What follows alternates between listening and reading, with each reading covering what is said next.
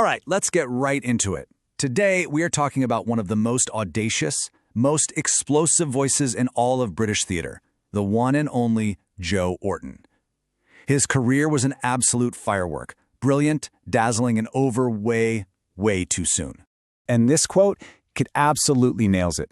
See, Orton's plays weren't just funny. They were more like, they were like little hand grenades he tossed into the stuffy living rooms of 1960s Britain. They were designed to explode, to provoke, and to make you laugh at things you knew you probably shouldn't.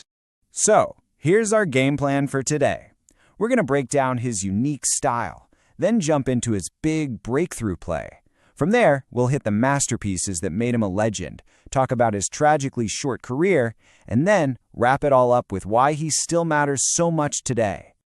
Okay, first things first, to really get Joe Orton, you have to understand the word he inspired, a word that basically defines a whole genre of theater, Orton-esque. So what in the world does that actually mean? Well, Orton-esque isn't just one thing. Think of it as this wild cocktail, You've got one part high-speed, door-slamming comedy, another part of really sharp, biting social commentary, and you mix it all together with this incredibly witty, completely irreverent dialogue that dives headfirst into subjects that were just completely off-limits at the time. And this unique style, it absolutely burst onto the scene with his first major success. The year was 1964, and a play landed on the London stage that basically screamed, "There's a new voice in town, and you'd better listen up." That play was Entertaining Mr. Sloane. Now on the surface, the plot sounds almost tame, doesn't it? A charming young man moves in with a middle-aged brother and sister. But underneath that, oh man, Orton builds this pressure cooker of desire, power games, and manipulation. The lonely landlady Kath and her controlling brother Ed are both vying for this young man's affection, and it just completely pulls the rug out from under everything the audience thought they knew about family and morality. It was a huge warning shot for what was to come. Now, after a debut like Sloane, you'd think maybe he'd take a breath. Nope, Orton just hit the accelerator. He followed it up with the plays that would truly cement his reputation as an absolute master of modern farce. Which brings us to one of his most famous and definitely most scandalous comedies, a little play called Loot. Okay, get this for a premise. Two guys rob a bank, and they need somewhere to hide the cash. So where do they put it? In the coffin of one of their recently deceased mothers. I mean, come on, it's just so audacious, and that's the whole point. The characters treat the corpse with this jaw-dropping disrespect. And through all this dark, macabre humor, Orton is just taking shots at everything. Our attitudes toward death, greed, religion, even the bumbling, corrupt police. It's a perfect showcase of his style. But if you want to see his style refined to a razor's edge, a pure, uncut whirlwind of comic chaos, then we have to talk about his final play. What the Butler saw is Orton just firing on all cylinders. It's pure, frenetic energy, all set in a psychiatric clinic.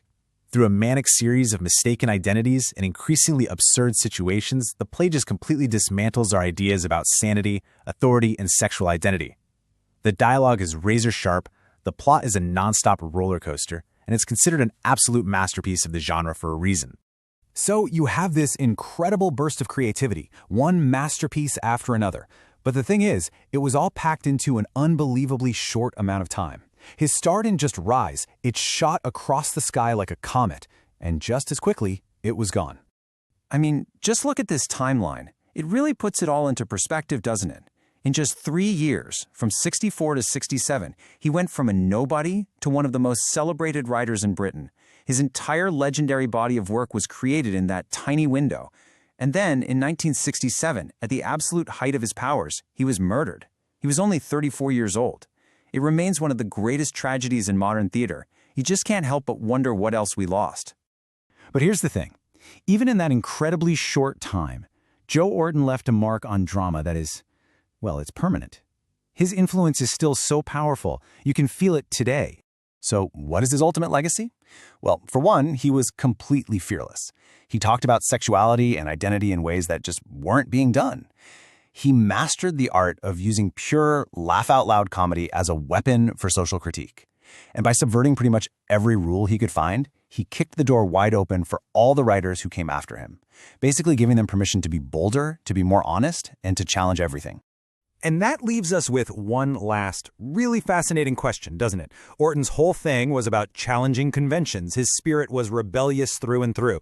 So just think, if he were alive and writing today with that same wicked wit and that sharp eye for hypocrisy, what do you think he'd be taking aim at? What part of our world would he be turning completely upside down? It's kind of fun and maybe a little scary to think about.